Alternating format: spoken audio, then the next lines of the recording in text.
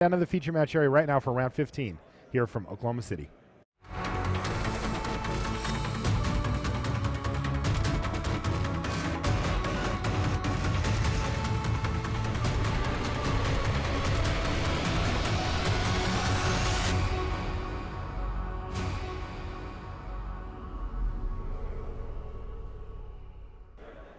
Hello and welcome to coverage of Grand Prix Oklahoma City. Marshall Sutcliffe in the booth with Randy Bueller. We're underway in round 15. This is the last round of Swiss, and this is a winning in, ladies and gentlemen. We've got Chris Lopez playing Elves, and kind of a new version of it. We'll talk about that in a second, Randy. He's on 12-2, and so is Braun-Duin. Braun-Duin's on Splinter Twin, sort of the straight blue-red version. He does splash green, but that's just for a sideboard Ancient Grudge, so no Tarmogoyfs or anything there. And the winner of this match is going to see themselves in the top 8. The loser will not. Yeah, we saw a little bit of chaos in the standings with the pairings and some pair downs, but this one is clean. Winner goes to the top 8. The loser will have to content themselves with 3 pro points and some cash. So Chris Lopez, he is one of a few Elves players to make it. Yeah, he was 9-0 yesterday. This Elf deck looks cool. It is very much a Magic Origins-fueled Elf deck. Yes. It has 2 copies of Dwynen's Elite and 4 copies of Shaman of the Pack. 4 Collected Companies and 3 Court of Calling can go get those. But, I mean, Collected Company for 2 Shaman of the Pack? That sounds pretty hot. I don't know. Maybe this matchup is the new hotness versus the old and busted. It could be. Now, Elf down in the meantime. Lightning Bolt takes out Atlanta War Elves, but an Elvish Mystic is going to replace it here on turn 2.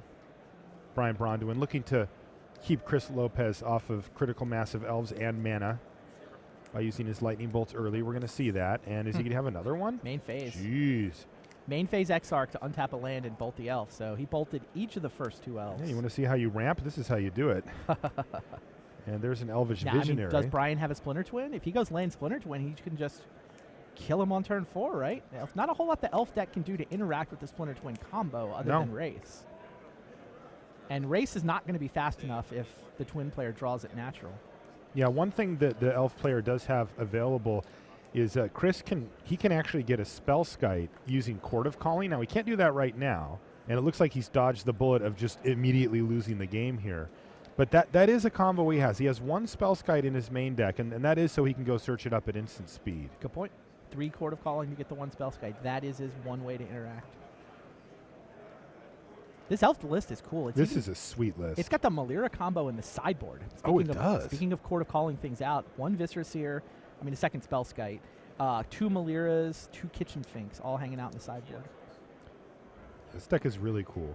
No, I like it. The Shaman of the Pack, he's got 4 of those. You mentioned that one, Randy. That's from Origins, and you know, it's a way to deal damage without having to attack, but his deck can certainly attack. He has, you know, the Nettle Sentinel Heritage Druid combo that we've seen out of these Elves decks since those were printed, and then he's got a couple of Azuri Renegade leaders as well as Elvish Archdruid. So he can kind of go wide, he can overrun a couple of times. He's got ways to win the game outside of that, though, and here is Deceiver Exarch. It looks like it's going to be on upkeep. Yep. Yeah, he's just trying to slow Chris down as much as possible. Brian needs to find a Splinter Twin.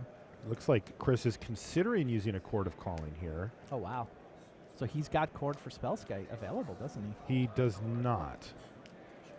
He's close, though. That looks like he just said, all right, well, I guess you're going to tap my land.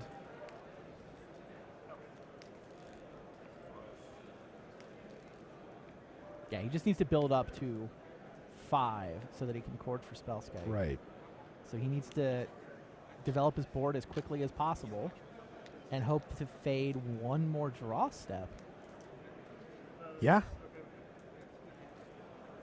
I mean, not that Spellskite is permanent against BBD, but it's pretty good. It's pretty good to be able to react, yeah. Especially when Brian's already used his Lightning Bolts on the early Elves.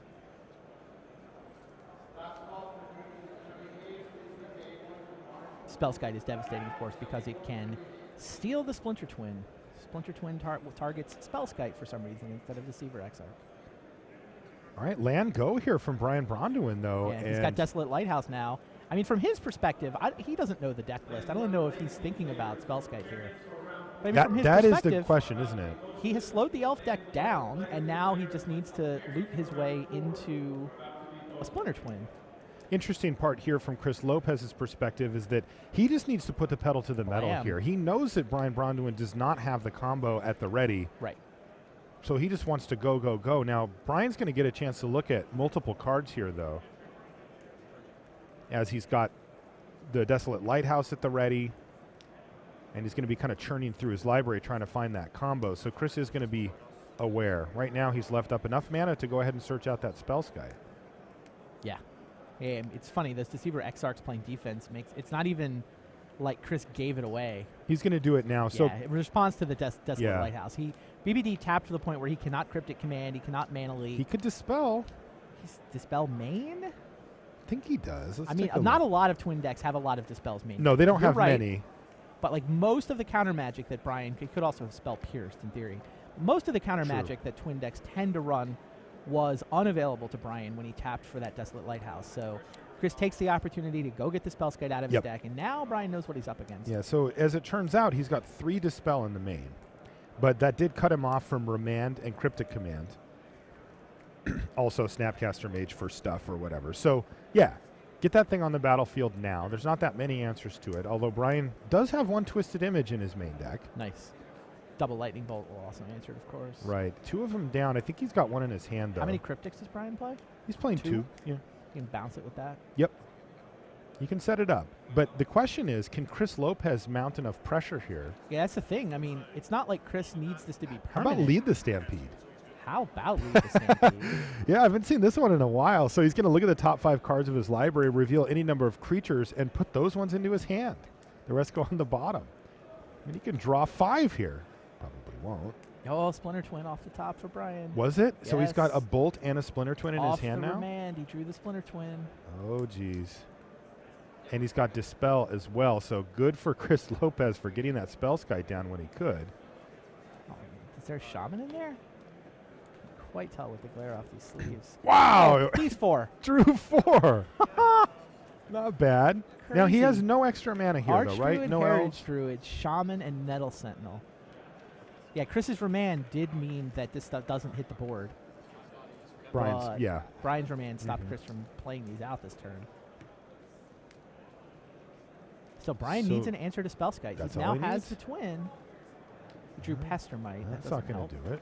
There's 1 Lightning Bolt in his hand. There's 2 in his yard. Yeah, so a Snapcaster Mage or another Bolt would do it. His Twisted Image would do it. But he can't do it this turn. So Lopez is going to get to untap here. That's scary business for if you're sitting in Braun-Duin seat, especially given the 4 cards that you just saw him draw. This deck from Chris Lopez is capable of generating a huge amount of mana over the course of just 1 turn, and then eventually searching up an Azuri, activating it even a few times, and attacking for, I mean, this thing can attack for 100 damage. Like, the deck's insane. Also, he's whittled BBD down to 13 life thanks to that Shaman of the pack as well. I don't think he can kill him this turn. Oh, he certainly can. I don't think he... With the cards in his hand? He drew Visionary. What did he draw? Visionary. Yeah, then he can. Oh, sure. Yeah, who knows what the Visionary draw is going to be. There's hope, Randy, if you're on Chris Lopez's side of the table. I mean, the Shaman, Shaman needs 13 creatures to be lethal. Yes. Yeah, I think second Shaman might do it. Yeah, I think a win in from this scenario involves probably Azuri getting corded up, or maybe a collected company for an Azuri or something like that. But he's only drawing 1 card. I mean, he gets to play his hand out. Yeah, the top card of his library needs to be, I think, Azuri. I don't even think can he make 2 black mana for just 2 Shamans? Well, I mean, even if he draws like collected company or cord, he can go get Azuri. Sure. Time to find out what the top card is. It looks like Visionary mana. Yeah, I think you're right. There it is. Let's see what he finds. He's got a significant army here thanks to that Archdruid as well. He found collected company, but he can cast it too. Sure. Tap these. 3, make 3, 4. Oh, he's going to play Shaman Pack. 1, 2, 3, 4, 5, 6, 7, 8, 9. I mean, does he have enough to attack with the rest to get by the 2 Deceiver Exarch? Remember, they're all getting +1/+1 from the Archdruid too.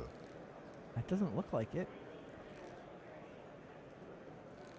So this is for 9, right? That's what we're counting here. To drop him to 4. That's what I count. 9 is not 13. Nettle Sentinel could get untapped, but he'd need to play a green creature here. I mean, Shaman of the Pack is a green creature. Right, so there's a trigger on the stack then. Yeah, Okay, there you go. right. Forgot about that. So Sentinel, Dwynen's Elite, and Visionary can attack. But block. Looks to me like Brian still survives at 2. God, that's scary for Chris Lopez. Brian gets to activate his Lighthouse. He's going to run out of mana, though. Like, being able to enter Spellskite and then still play Splinter Twin is not trivial. That's true. Yeah, he may need to find his Twisted Image. That would give him enough room. I mean, it may need to be Twisted Image or Lightning Bolt. I feel like Snapcaster for second Bolt is just not mana efficient enough. Totally. Of course, Cryptic Command then could come into Cryptic Command is not mana efficient enough. When's he going to cast it? I think he just tap everything and bounce I think he just cast it on Chris's turn, tapping them Remand down. was the draw off the Lighthouse. That's not what he wants to see. Uh-uh. Probably just going to get rid of that.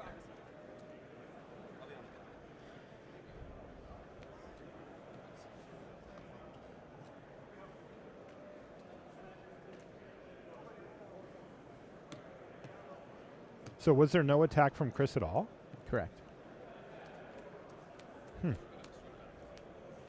Could have gone in for 2, right? I think so. Probably doesn't matter. He drew Spell Snare, another card that he just doesn't want to see here. I think that does it. Oh, maybe the Nettle Sentinel had Summoning Sickness. Nettle Sentinel had Summoning Sickness. There was no attack for anything. Okay. Lost track of which cards had been played that Well, turn. yeah, He he didn't play like 5 Elves. Kind of dumped his hand there.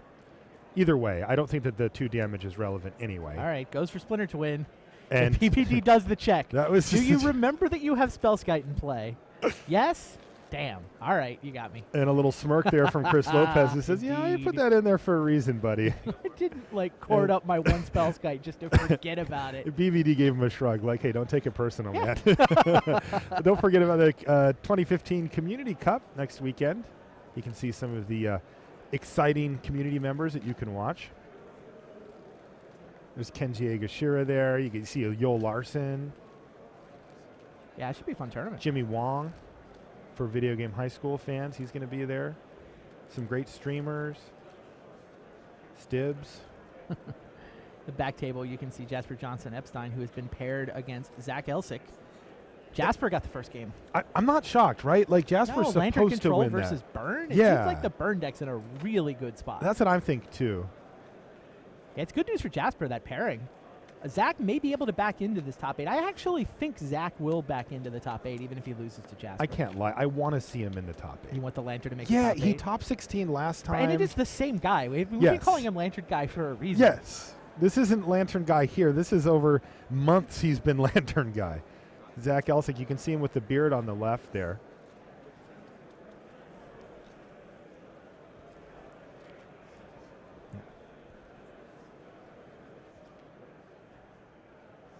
So let's see how this is starting out here. It looks like Grim Lavamancer. You see, even his creatures are still good. Indeed. Doesn't need to attack. Maybe you can kill it with Pyrite Spellbomb. Sure. Yeah, it's a must-win for Jasper, but if he does win it, he clinches top 8. And we think Zach probably Yeah, I mean, is Zach going wanted to draw to mathematically clinch it. As it is, he would have the best tiebreakers amongst the 12 2-1s. And with the way the pairings broke, it sure looks like a 12 2-1 will get in. So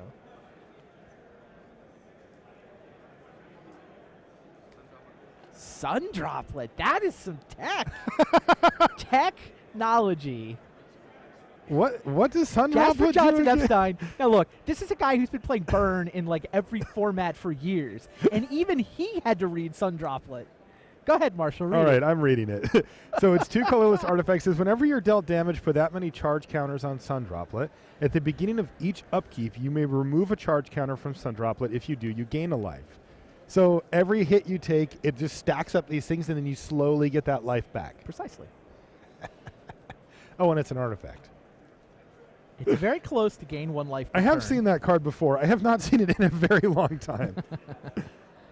You've drafted Mirrodin? That's how you've seen it before? Yeah, and I've drafted Mirrodin twice. I saw one It's go uncommon. through. It comes up. Yeah.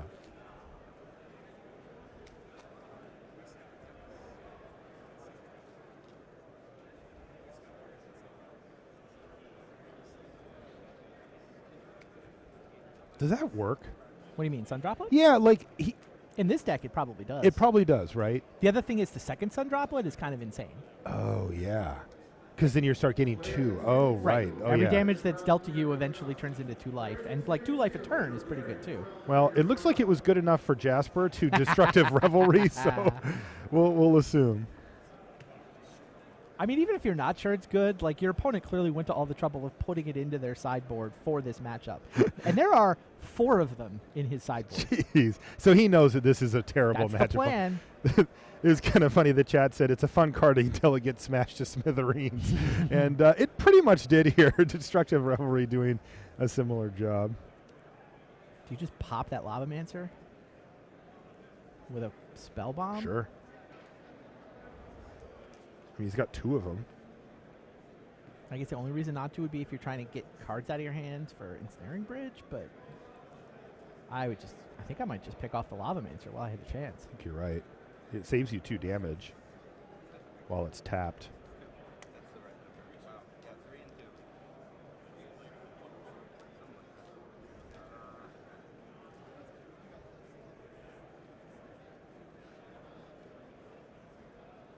All right, should we go back to the Yeah, first match? yeah. Let's jump back over. Until proven otherwise, I'm going to assume that Jasper has the advantage here. And I want to see who's going to make top 8 out of these 2 gentlemen.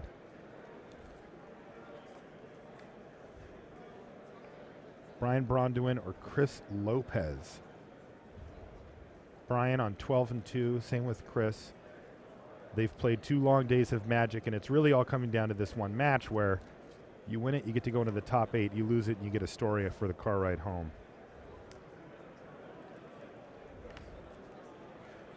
BB didn't drive here, did he? I think It's a long drive. is it, I don't know where we are, like relative to Roanoke. What is it? An hour? It's days. A solid hour? Where do you think we're closer to the Pacific Ocean than the Atlantic? We are. Yes, Oh. Roanoke's on the Atlantic, more or less. It was 2 plane rides. That's all I know. Oh, you failed to find the direct flight. Now I remember. That's right. Uh-oh. Land? Land, Chris Lopez? You don't need land. There's Elves. Well, you know, does Brian have electrolyzes in his? Oh, wow. He's going to remand the elf. He just wants to slow Chris down. He must just want to get a card. He must figure that Sure. Remand's not very good against Chris anyway, so just getting it out of his hand is That is true. his business.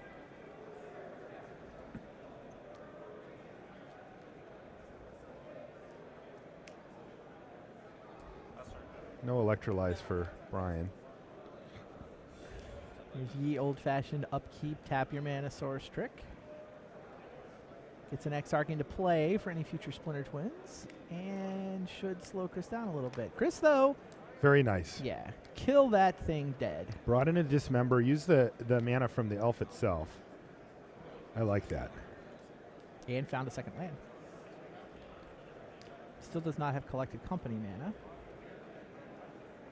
But I would think 3 is enough to deploy just about everything else.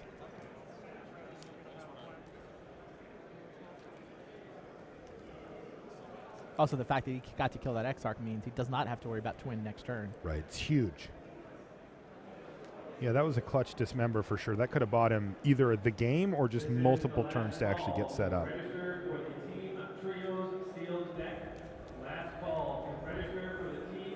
Out of the sideboard for Brian Braun-Duin, I see that he's got 2 Pyroclasm he can bring in. He's also got a Roast if he just wants more 1-for-1 removal. Elf not a into great answer. Dwynen's Elite into tap Holy 3 elves smokes. for Elvish Archer. Yeah, you look down at the deck list for 5 seconds. 5 didn't you? seconds! 4 new creatures. Pyroclasm is pretty good here, not going to lie. Yes. This feels like a Pyroclasm or no situation. It does after that turn. Goodness sakes. Okay, crack a Splinter Twin. That's not the Scalding scariest thing. Or excuse me, a Scalding Tarn. If you could search up Splinter Twin. You'd be in business. All right. What do you got, BBD? Don't slow roll us. 3 mana. That's not Pyroclasm mana. And he wouldn't run the Pestermite out if he was going to Pyroclasm, so it's a roast. Okay. Roast the Archdruid.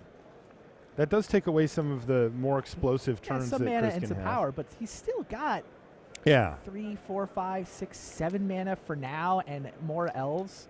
I mean, more mana. I mean, he had 11 power outside of that Archdruid before that. All right, so- look. He killed 7 power and 6 mana. I'll give you that. Ooh, but Collected Company. I'm not sure that was good enough. I think it really was Pyroclasm or no. I think you might be right. There's a Visionary in there. It's not much. No, I think he did hit. Is there a second one?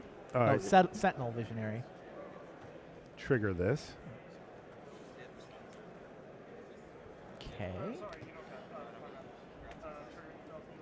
Visionary draw. Horizon Canopy. Ah.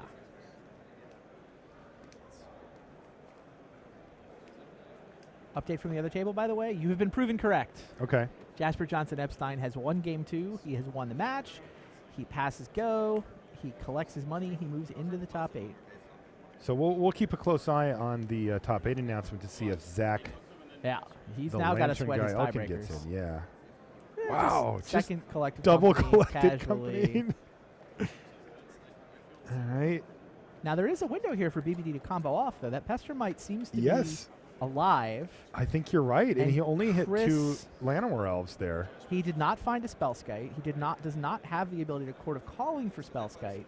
So there is a window here where BBD can combo him off, right? Yeah, I mean, When those he's out of were stuff? those were wildly unsuccessful. Now wait, I think he does have a Chord. Does he? I think his hand might be Chord and Shaman. He can't Court from here, though, right? Let's see, what does he have? He's only got 3 mana available for Chord. So That's yeah, what I count. actually it's an Azuri anyway. And there we Yeah. go. BBD Combo kill. says window open. I'll walk through that. Wow. And another smile from Chris. So credit to him after I he mean, won look. and after he lost. Yeah, he didn't find a Chord. He found 2 collected companies. So he went digging. He brings in a second Spellskite, if I'm not mistaken. Take a look. I think he's got a second Spellskite. Yep. Yeah, 1 additional Spellskite does come in from the sideboard. 2 Dismembers come in from the sideboard. It seems like that's his plan here. And 2 collected companies plus his natural draws was not enough to find either Spellskite or... I mean, he saw a Chord off collected company, but that doesn't count.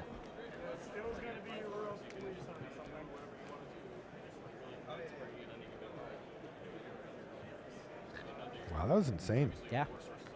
I thought Chris was going to win it. I did too. You know, he did hit pretty poorly off of those collected companies. Like he wants to hit like Archdruids and Azuris and stuff like that. And instead he hit like a couple of Llanowar Elves. Yeah. Visionary. Now we play 1 game for top 8. See Jasper cleaning up after having won his winning in. Zach gets to go sweat his tiebreakers. On the back table, Andrew Solano is playing a winning in against Everett Malton. And Andrew's up a game. Another winning in on a back table between Benjamin Miller and Connor Jacob, where they, I believe, are still in game 1. And that'll be our turbo, so I will stop giving updates.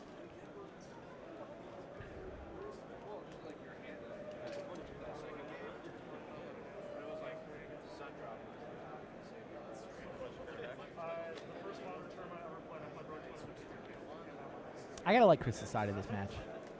I feel like that too. He's got just enough hate to keep the twin player off, but he also has the combination of being able to put real pressure on Braun-Duin. Right. 2 Dismembers, 2 Spellskites, 3 Chords to go get the Spellskites. Yeah. And a clock that's not quite as fast as the combo, but close. It's right there, and he does have some combo-like finishes as well. The question I have is just, BBD, are you going to draw a Pyroclasm or not? Because that can how set many back does he Chris. have? He's got 2. I think it was 2. I can double check. Yeah, 2. But that can set back No, that's Chris a good Lopez point. in a huge way. Yeah, that's enough that now I only like Chris because he's on the play. There you go. They're just having a nice friendly chat here, that's admirable. There's a lot on the line from this one game of Magic for both of these players.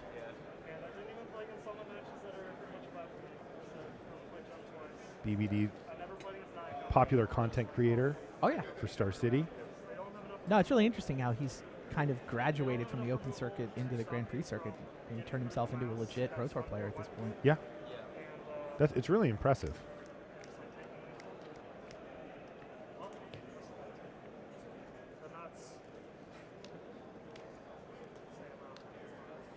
All right, we got keepers, gentlemen.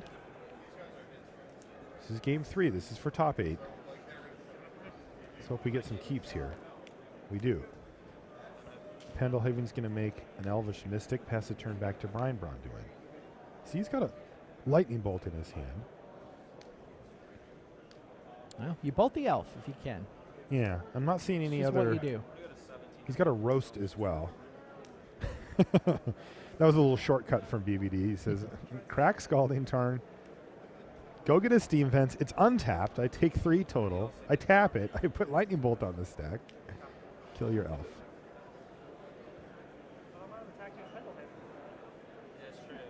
All right, elf down. Pass the turn back to you. See an Elvish Visionary in hand for Lopez. Don't know if he has anything else going on at this point, though. I saw there was a Collected Company floating around in his hand as well, but it's a little ways off from that at this point.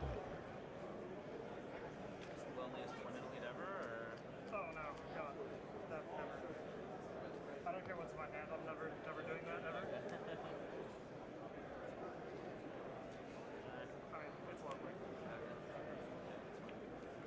Okay, finds himself another forest. That's going to be it for turn 2, though, for Chris Lopez. So, not an explosive start here for him. Getting himself bolted. Yeah, really kind of stifles it a bit. Another elf off the top. This one's an Elvish Mystic for Lopez. I think I saw Heritage Druid in there. Okay. Thought.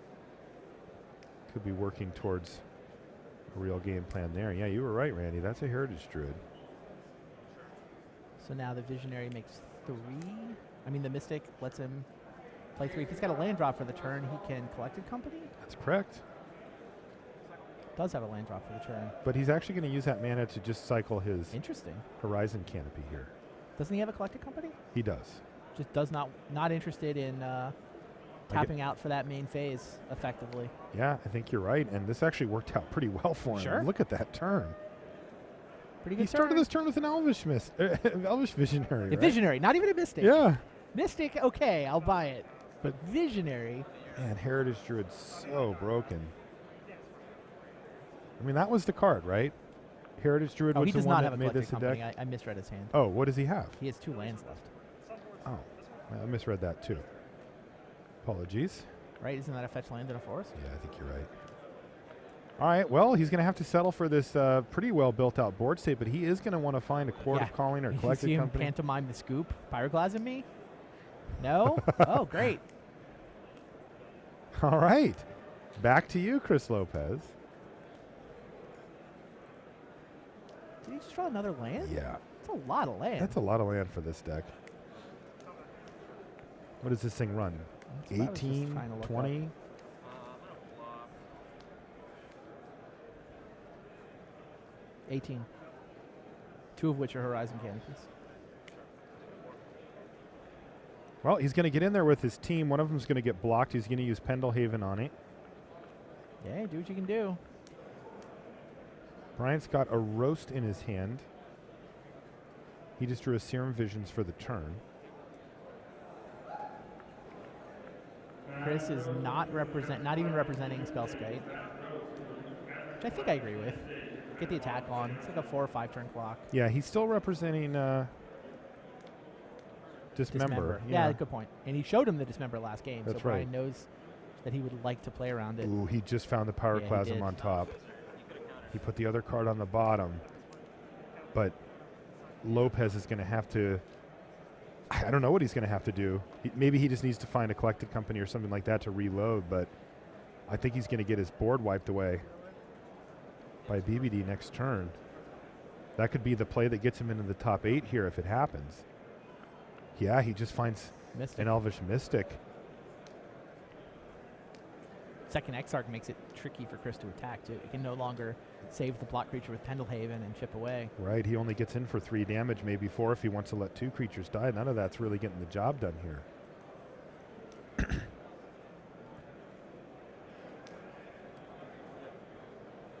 So in goes the team. He's willing to throw away 1 creature to get 3 damage in.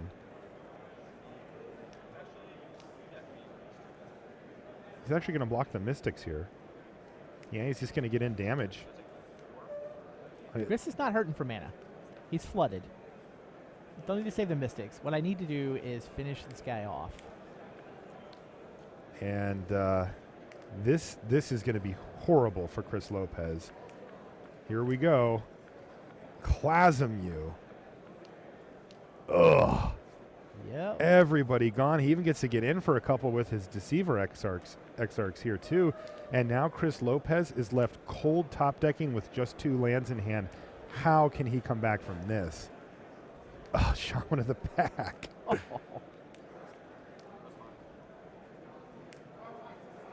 All right, go.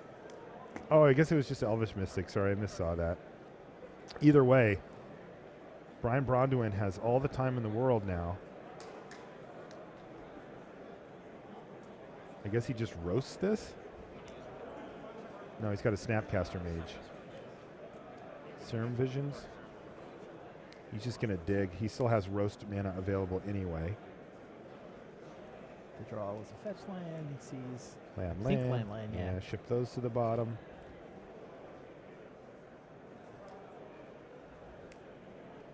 Roast your elf and get in. Because I think his hand is roast, dispel.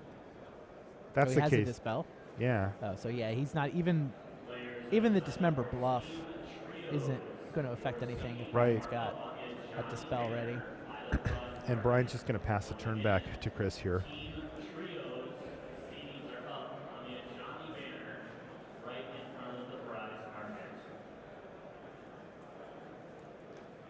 Whoop. Tomb down. Yeah, I just don't think Chris can come back from that Pyroclasm. Just get 5 for 1, and what's he supposed to do here? Especially just because the top of his deck is like It depends how long it takes Brian to draw a Splinter Twin. Yeah, I mean, I'm surprised Brian's not just attacking. You know, just roast the elf and just get in. If you've got 2 roasts in your hand, which is I think what I saw from him. He draws a lightning bolt off the top.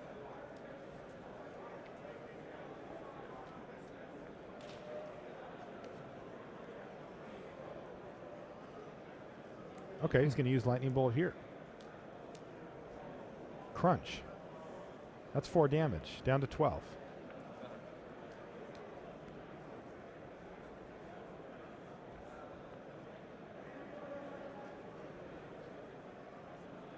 Shaman of the Pack was the draw here. You lose a life. Would have been pretty ridiculous if it wasn't for the Pyroclasm. That's right. I mean, Chris's plan to just lose creatures and deal damage makes a lot of sense if you think about the possibility of Shaman off the top. Totally. Drawing one of those or collected company into a couple of them. And there's one of those roasts, which is going to keep the beatdown plan active here.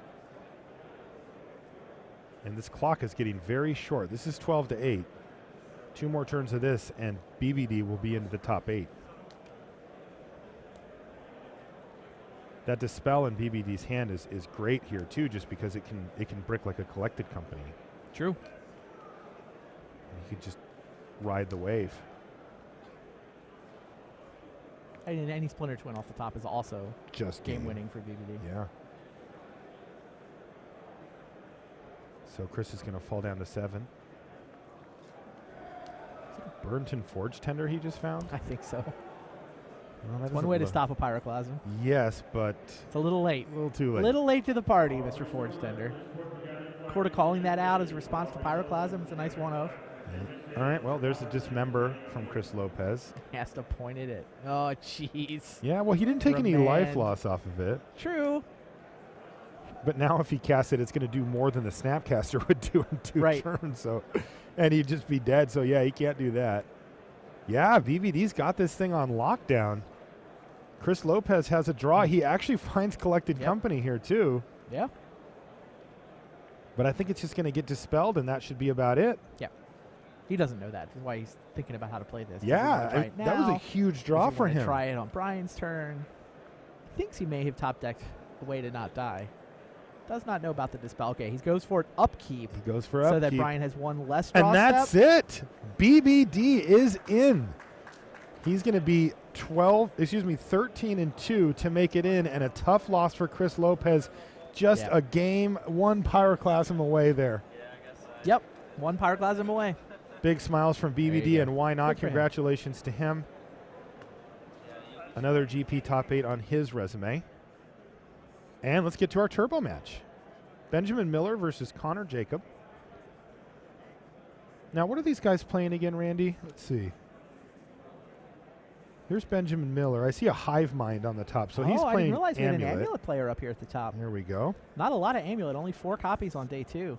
Yeah, now on the other side, I see Wild Nacatls, Kasali Pride Mages, and Scavenging Oozes. So it looks like we're looking at a white, And a Naya beatdown deck, like a or Naya Coco Zoo. Zoo, if you prefer. There's 3 collected companies in that deck. Okay. That card keeps rising up the charts. Collected Company. Yeah. Yeah, it's a real thing for sure. It's in multiple modern archetypes now. Yeah, basically most of the tribal decks, if they can cast it, they're interested. Yep. I mean, even the Return to the Ranks deck that Steve Rubin was playing plays it. Like, my whole deck is 2 CMC or less, so I can return it all from to the ranks. Still want Collected Company for 2 of them. Yeah. All right, So Gemstone here's Mine. an interesting start now for Benjamin, who's got double Amulet. Yeah, the double Amulet draws are crazy. This is where good. things get absurd, yeah. I mean, he needs the right pieces to go with it, but it just allows for this ultra fast kill if he can make it, if he can piece it together.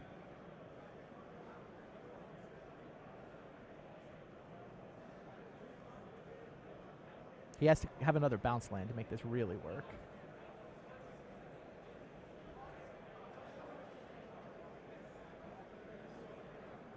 So he casts Serum Visions, draws a card, arranges the top 2, well, pushes both.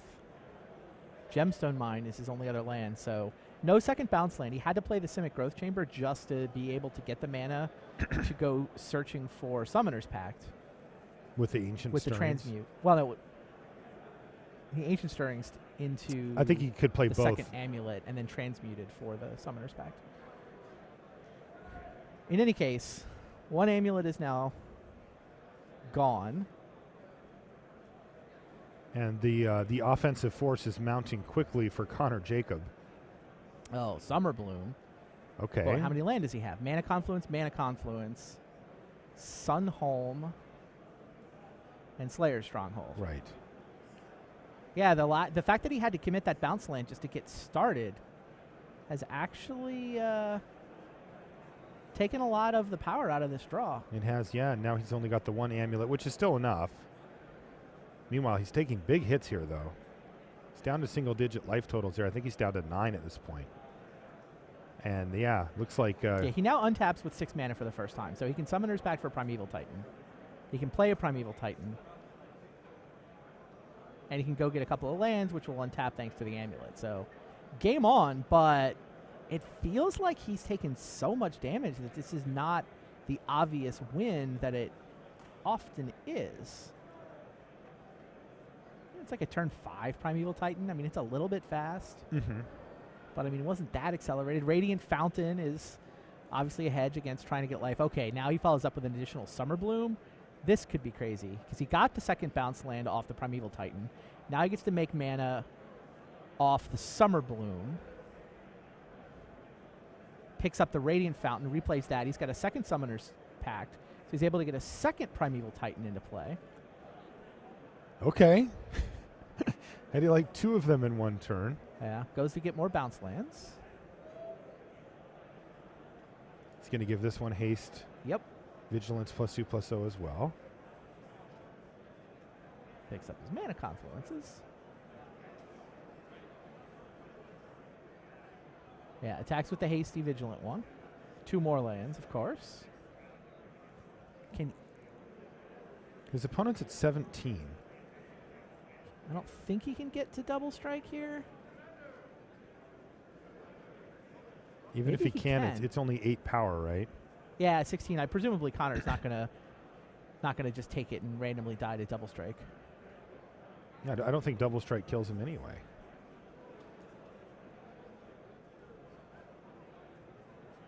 So this is Benjamin now in the tank about what lands to get with the attacking Titan. Colony Garden is what he decided. Blocker. Yeah, 2 Yeah. of them. Yeah, the second Primeval Titan and all the land and the Radiant Fountain Bounce and the Colony Garden feels like enough that Benjamin Miller can survive All right, so I think he his last attack. did he copy Sunhome with the Suva? Couldn't see what he pointed to. It happens a little quickly there, but I think he did.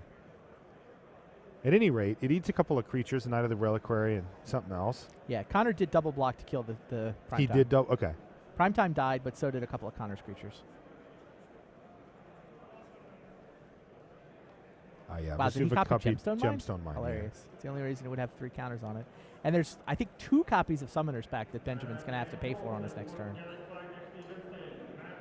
Tarmogoyf is going to eat a plant token. Nom nom. All right, how many play for some Summoner's Pacts? 1, 2, 3, 4, 5, 6, 7, 8. Check. Now I would like to attack you with a Primeval Titan again. Gain a couple of life off of a Radiant Fountain. And Rumble. Trigger. Yeah, there's Teleria West. Seems like it's refill time. Mm-hmm. So that's going to go back to his hand off of that Simic Growth Chamber. Ready to be transmuted away.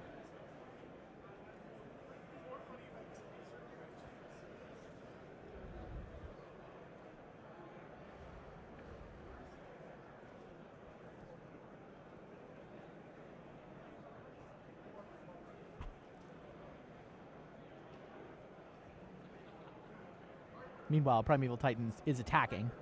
We parsed the lands come into play part. Connor decides to block with Scavenging Ooze. And he's going to gain a little bit of life on the way out. I think that's a double striking Primeval Titan. But the 4/4 Scavenging Ooze soaked up enough to keep Connor alive. Yeah, it does look like that.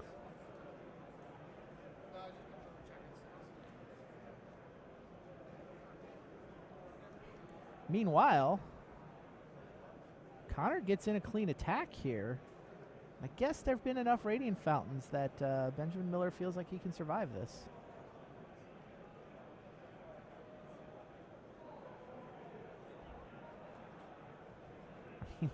Miller's completely tapped out. I mean, Slaughter Pact is the one card he could have that could interact here. Miller's at 11. Can he kill him from here? Gotta assume not. Well, Ben transmuted Teleria West, right? Mm-hmm. It's in his yard again. What did he get? Don't know. Yeah, I didn't see it either. I think he's just going to attack with the Elemental, so that's for 5. It's a nice little hit. Drop you down to 6. And there's another Primeval Titan. Oh, by the way, I drew Primeval Titan. Or maybe that's what he transmuted for. I didn't see what he got with Teleria West. Would have been a Summoner's Pact for Titans. That's not what he got. All right, Radiant Fountain. More life. Hasty Primeval Titan. Vigilant Primeval Titan. 4 more lands. Connor's trying to figure out if he can actually survive another turn. Seems unlikely. It does feel that way. Double strike. Get some lands with the other Titan. Is he out? Such a crazy deck. Aztec's insane. Whole deck is just put a Primeval Titan into play as quickly as possible, and doesn't sound that ridiculous. And yet, it is. Between the packs and the transmutes, just that one Primeval Titan always gets another Primeval Titan, and more defense, and the lands are ridiculous.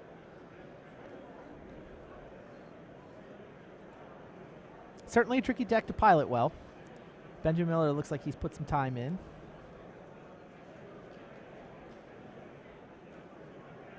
Is Connor Jacob actually not dead yet? No, okay. He is Finishes dead. doing the math. Wow. Picks up a pen, scribbles on his pad a little bit, and then scoops his cards up. So All right. Benjamin Miller wins game one. He's going to win game one. We'll fast forward. Since we're on Turbo Magic, we do get the opportunity to move things along at our own pace here. I also appreciate the way it doesn't leave us with enough time to speculate about what the Amulet player should be doing. I'll settle for play-by-play. Yeah, for sure. This deck's hard to play. I played it a little bit. How was it? I mean, it's cool. It's fun. It's powerful. It's got so many decisions. And the thing is that, like, all the little tiny decisions about how to sequence your land matter too.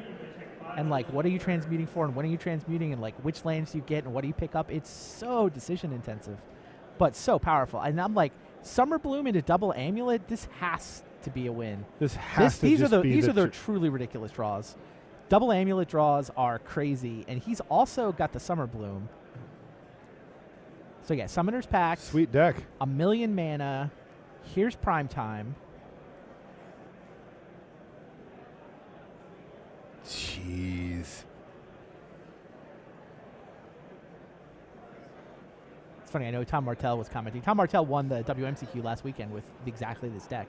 Had to put in a lot of time, like famously recorded some videos for Channel Fireball where he was just like, how does anybody ever win with this deck? This is terrible. Okay, Path on Primeval Titan, which was countered. Can he pay for both those pacts? He played a Summoner's Pact this turn and now a Pact of Negation. He can't win the game this turn. How does Benjamin survive his next upkeep? Did he have to just let the path resolve? It's like the judge asked him a couple of questions about what Vesuva's copied and how that all worked out. Because he hadn't returned a land yet. Okay. Summoner's Pact plus Pact of Negation is 9 mana.